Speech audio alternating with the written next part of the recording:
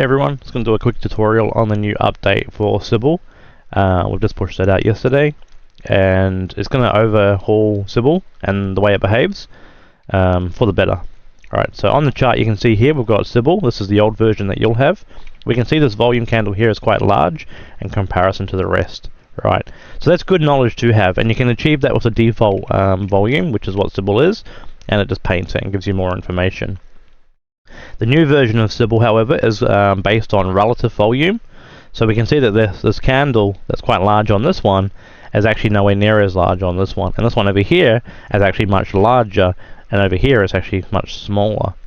So you'd be like, oh, that's a bit different. What's going on there, right? So relative volume is usually set by a moving average or some kind of average. In our case, we're moving or working with the 20 MA for the relative. So when it has a volume moment like this, it goes back and cross-references the last 20 candles and says how large is this moment in comparison to those, right? So it keeps your candles much more smooth. So when we zoom out, we don't get these really like crazy moments. However, they are good to see as well, which is why we've got a additional setting on the indicator to be able to show that on the chart itself. All right. So the relative volume allows you to see this moment here as a really important moment, where over here it doesn't look that important at all, but in reality it's very important. Alright, so if we go and look at the breakout here of this range, alright, it pushes through and closes above. We can see the candle is a dark blue color, which we'll get to shortly, but this here is very large. Now why is it so large? Why is it big here? Why is it tilling? Why is it so tilling?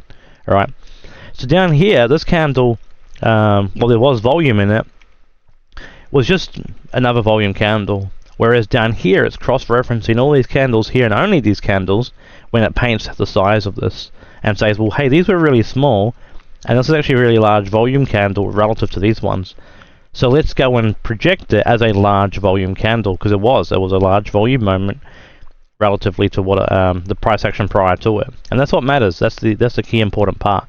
So the default indicator for volume can be quite misleading sometimes, but also very insightful in others, right? So this is a really big, large capitulation moment. Well, we want to know about that. Cool. So we can go into the settings of this one, and we'll get rid of the old one, and we'll go to the settings of this one, and we've got a few different options available here.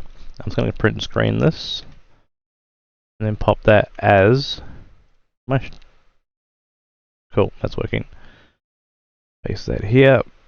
Now I can just draw towards it. So we've got here on chart candles, we've got the palette coloring, and then different thresholds that we can utilize here, and the color palette. Right, so let's go through these one at a time. Oh, go back over here. So the on chart candles, that should be a given. We can see the candles here have changed color, and it's relative to these colors here. So if we untick that, the candles go back to a normal, right? So there's no painting over top of whatever you use, which is good if you don't want that on your chart. If you do want that on your chart, then you have that ticked. It's ticked on by default. So if your candles change colors once you load Sibyl, this is why. So Sibyl has these different thresholds available here, and when it goes past a certain threshold, it will color that candle. So the greater candle it is, like over here, the 3.5 moment, will go darker in this case here. So when we have a, I'll bring this down here with us, when we have a breakdown like this, and we got purple present on the candle here, we want to cross-reference that purple with this one here, right, because that's the color that broke down. So it's telling us there's quite a lot of effort, and it's actually achieved quite the result. So usually, beyond, following that, we see continuation. So over here is a breakdown as well, but this is a lighter color of purple, right, so that's this one over here. We also see that continuation. So it's giving you the heads up that when the candle is colored and it breaks some kind of structure like that, it's probably worth trusting that it may go lower, right? Depends obviously on what kind of context and scenario you're in, but it's, yeah, noteworthy. It can be a really good visual cue, alright? Cool.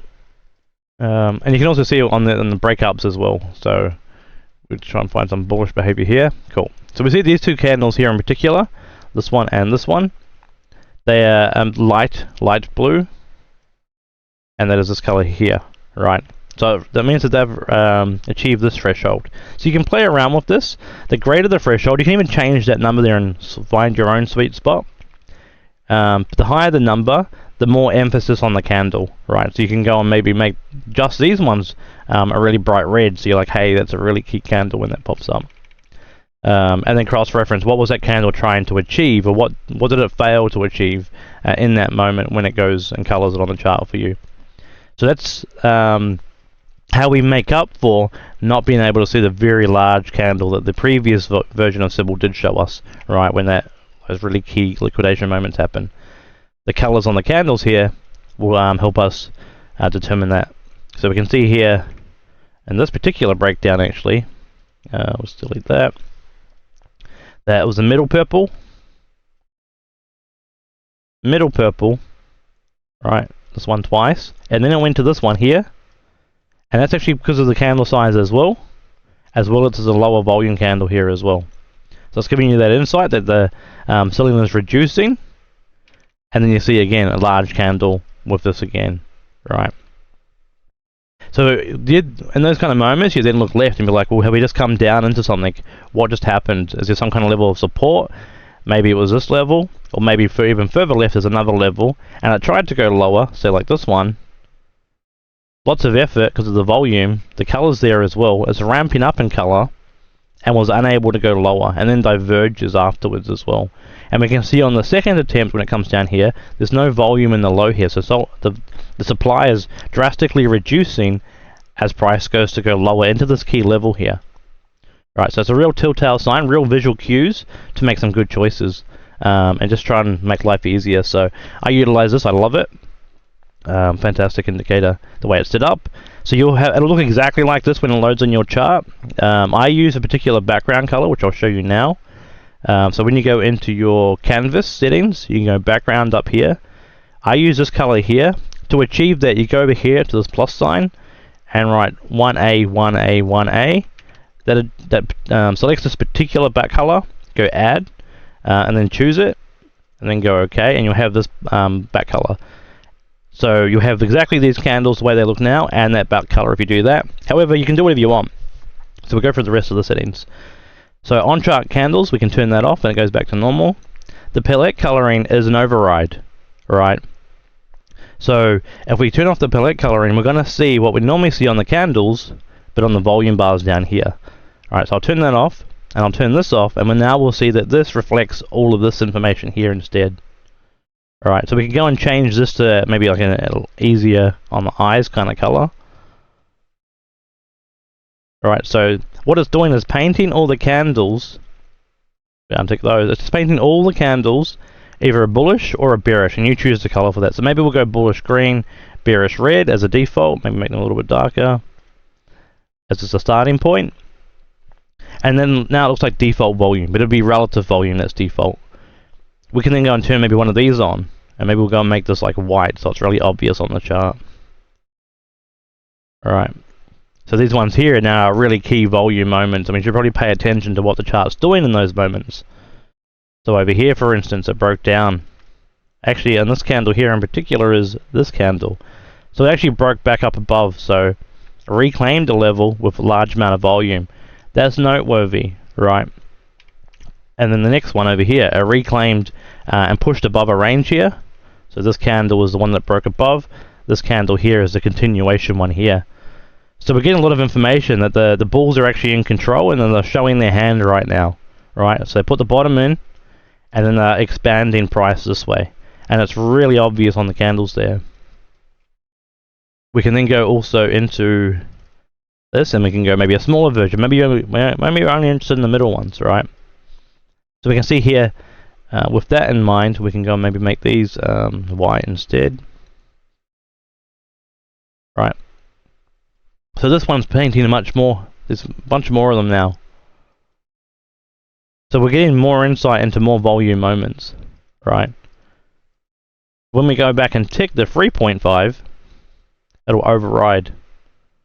We need to make that maybe a orange or something like that.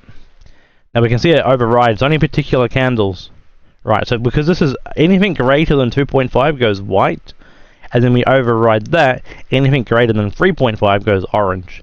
So you can get to layer it how you like. Alright, so my default is using it in a we got reset settings.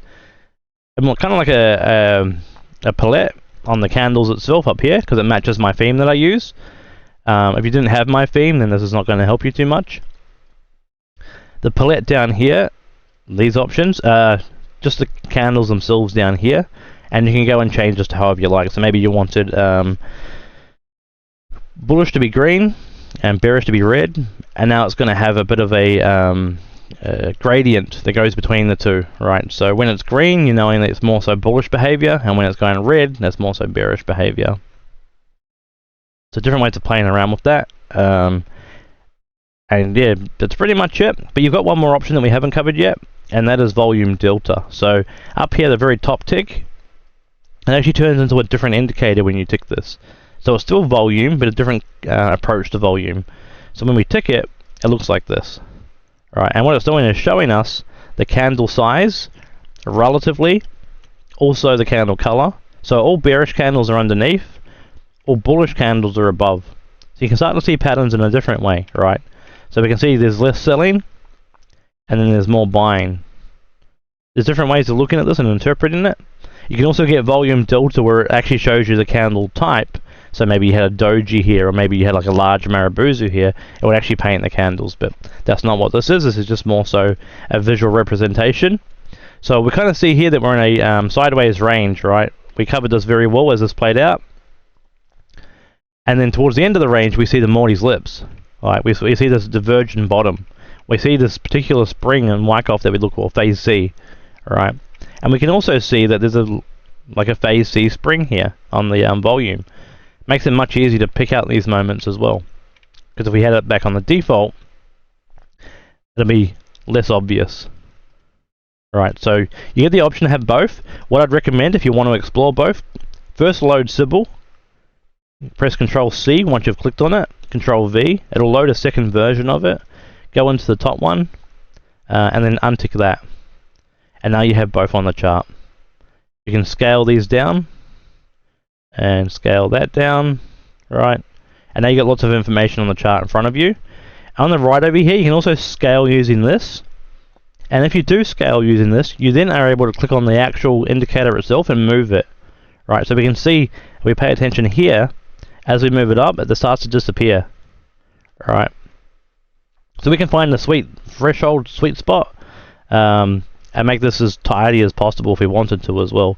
So we can maybe make that a bit smaller, drag that to the low down here so it's the exact bottom low, and then bring this down here as well, and try and find the exact bottom low of that, and bring that down, maybe even expand that a wee bit. Alright. So right there would be a really tidy way of having it on our chart, and we've min-maxed essentially the visualization of it, and we can then go and save that as a template, and we go and say we'll call this Sibyl if we wanted to, and then whenever we load Sibyl on a new chart, it'll load in the exact same way. So if we go over to say the daily time frame now, it's still going to have this weighted down the bottom, and it's still going to have this weighted in the same area that we had it in. So when I load my default indicator setup, I'll just go and change something before I do that. Go throw this on.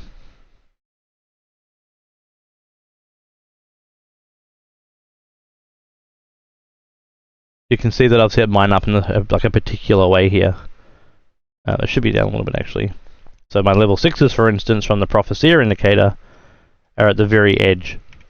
Right, and then the volume's above that. So I've actually just swapped that out recently to this version, and what this does is actually puts the volume at the bottom, and then has my well, the Prophecia version that we're in the means of making right now, and you'll have this soon as well. So it looks much cleaner than this usually. This is just like a minimalist approach that I've got here, but that's how you can use the templates to make the most of volume there. But yeah, that's this new Sibyl indicator. It has volume delta as well as relative volume. It doesn't have the large candles that you would get for your standard volume, so keep that in mind. Maybe check standard volume during peak fear moments if you want to see that kind of massive candle. I don't think it's necessary because the color candles on the chart make up for that, in my opinion. Alright, well, I'll wrap this up and I'll upload this and get it out to you. Cheers.